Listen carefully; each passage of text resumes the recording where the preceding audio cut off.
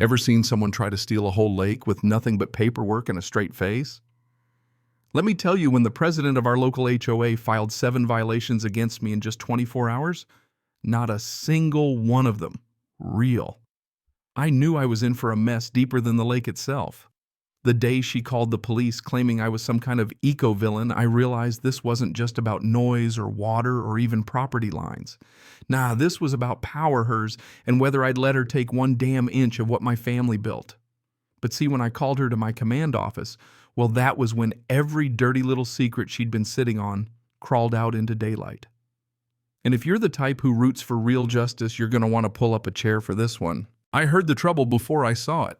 2 county patrol trucks rolling up slow engines humming on the gravel like someone brought backup just to tighten the screws.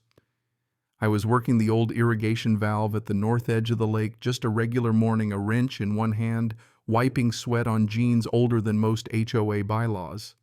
Nothing shady, nothing illegal, unless tightening a century-old bolt suddenly counts as a crime. My kids were frozen on the porch, Emma gripping the railing, torn between running inside or standing her ground. My boy Jake Jr., jaw tight, watching me like I was marching to court. The deputies stopped at my gate lights, flashing no sirens. That gate's always open when I'm working. But they didn't come in. They just stood there waiting. First sign this wasn't a regular call.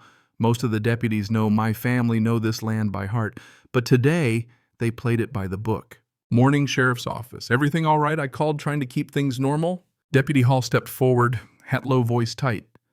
Jake, we got a complaint, says you're running heavy equipment without authorization. Something about hazardous water flow. I almost laughed.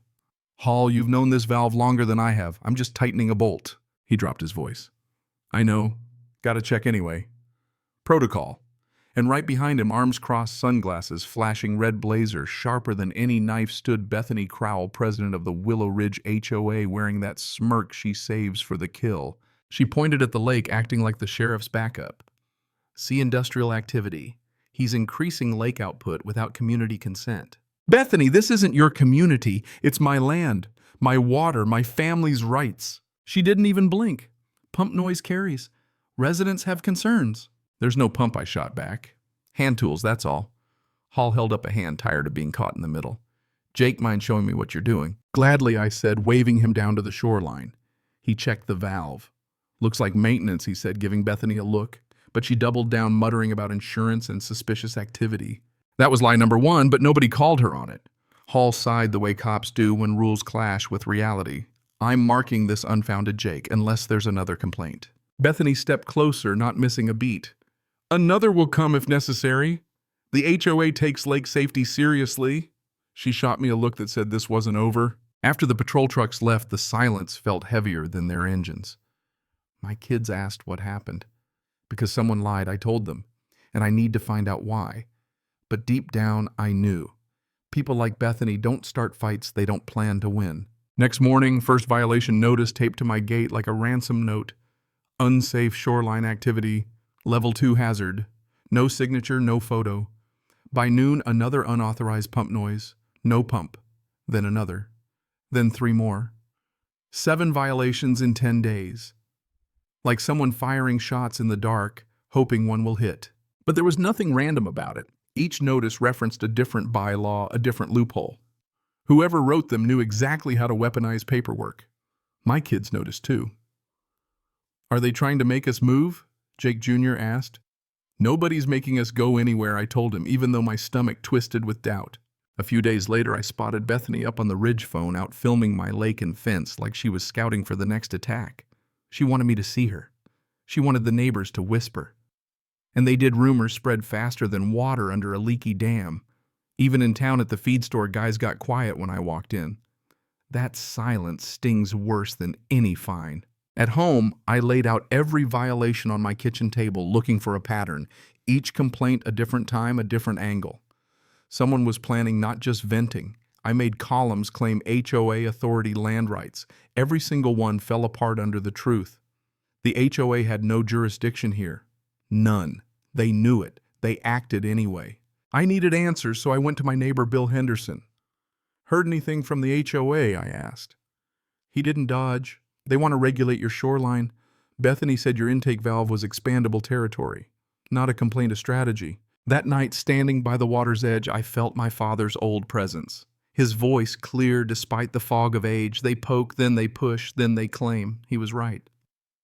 Those 7 violations weren't just paper, they were pushes, boundary testing. They wanted to claim the lake, not just keep me in check. A couple days later, I caught Bethany at the public road binoculars aimed at my lake, like she was prepping to hang a for sale sign. Got something to say, I called. She lowered her glasses slow. Ensuring community compliance, she said, all smiles. That evening, I pulled out every deed, every map, every faded survey my family had ever filed. The table overflowed. The pattern was clear. Every complaint, every violation was about water. She didn't care about the land. She wanted lake rights, a legal foothold for expansion. That's a different kind of theft, one you can't see coming until the ground's already shifted under your boots. Then Bill showed up again. Didn't tell you everything, he admitted. HOA's trying to declare your lake an environmental risk zone. Says your intake's outdated, unpredictable water levels. It was all about making my lake unsafe on paper so the county would step in and so the HOA could claim new jurisdiction. And behind all that money, if they pulled it off, every shoreline lot would triple in value. So I measured the shoreline myself, 3 spots, everyone matching the 1901 survey. The HOA had no case. But Bethany wasn't working with facts, she was building fiction, and I needed ironclad evidence before the fight went public. That night I set up cameras facing the ridge. Next thing I knew, Bethany's SUV was back recording again. This time she filmed the survey stakes. The next morning I found fresh tire tracks, small ones like a surveyor's cart. She wasn't mapping what existed, she was mapping what she wanted. That's when I realized this was war by paperwork. And I was done being the only one on defense. If she wanted records, I'd make my own. Truth this time, not fiction. But the fight wasn't over pumps or valves anymore. It was about land, and she was coming fast. Less than 48 hours later, Bethany marched through my gate, dragging a county inspector behind her. No permission, no respect. We're inspecting conditions that affect community safety, she declared. Not on my land, I shot back. She ignored me, ordered the inspector to take photos. He hesitated. Don't we need homeowner consent? She snapped. We have consent, the community's at risk. I stepped in. One more step and you're trespassing. 1 photo, and that's illegal documentation. The inspector froze, clearly caught between a rock and a hard place. Bethany didn't stop. She called 911 right in front of me. Yes, this is an emergency. The landowner is becoming aggressive. He's blocking a safety inspection and acting hostile. All performance, all lies. Minutes later, the patrol truck rolled up again. Hall looked exhausted. Jake, another call. Bethany interrupted, spinning tales about threats and dangerous machinery. Hall looked at the inspector, who shook his head. Nothing hazardous, no threats. Hall sighed. Ma'am, you can't keep calling us out here. You have no authority over this land. Bethany smiled. When I believe residents are endangered, I'll call whoever I need. There it was. She'd given up on subtlety. Paul pulled me aside. I need to file a report. She used the word threatening. That was her goal.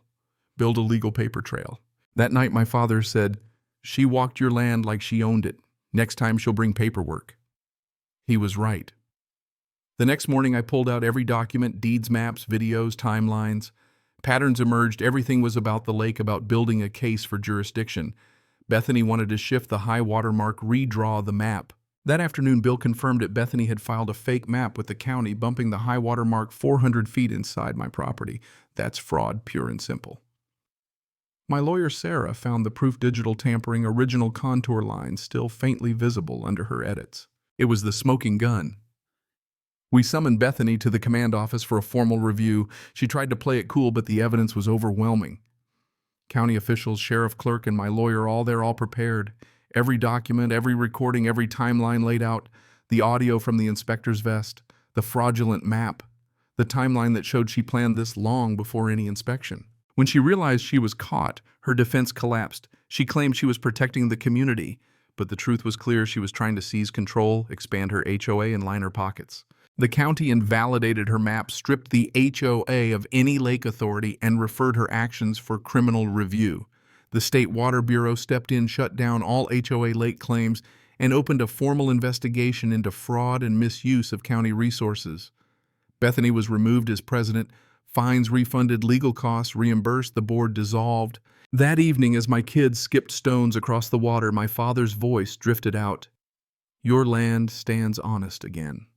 And for once it felt like justice didn't just visit, it moved in for good. Here's the kicker. Power grabs don't always come with bulldozers and guns. Sometimes it's just a stack of paper and a well-practiced lie.